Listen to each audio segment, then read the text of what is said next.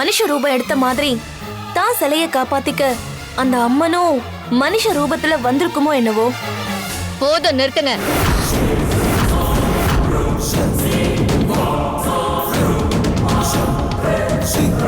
திருடனுங்க சொன்னபடி அவனுங்களை விரட்டி அடிச்ச அந்த லேடி அவ உண்மையோ இல்ல பிரம்மையோ அது இப்ப பிரச்சனை இல்ல. ஆனா அந்த சிலை இந்த வீட்டுல இருக்கிற வரை நான் இங்க மாயாவா இருக்க முடியாது. இங்கிருந்து அந்த சிலையை அனுப்புறதுக்கு என்ன செய்யணுமோ அதை செய்யுங்க. அதை விட்டுட்டு முடிஞ்சு போனதை பத்தி பேசிட்டு இருக்கீங்க.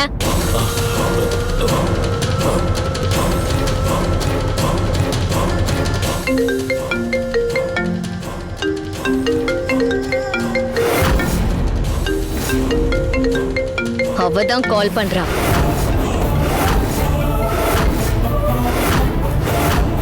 ஹலோ. பரவாயில்லையே, இந்த தடவை யாரு பேசுறீங்கன்னு கேட்கவே இல்ல. விஷயத்துக்கு வா. ஆர்வத்துல உன் தலையே வெடிச்சிரும் போல இருக்குல்ல. எப்படி சும்மா அதிருதா?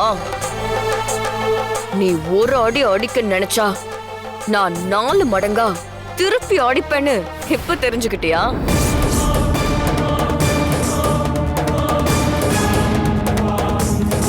இப்பவும் ஒண்ணு கெட்டு போகல. 100 வருஷத்தோட கனவு லட்சியம் எல்லாத்தையும் தூக்கி எரிஞ்சிட்டு புத்துல தவம் இருந்தியே அந்த இடத்துக்கு திரும்பி போயிடு.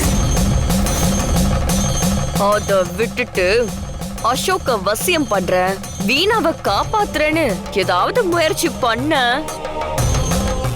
நிறைஞ்ச பௌர்ணமில வீணாவோட சேர்ந்து நீயும் காணாம போயிடுவ.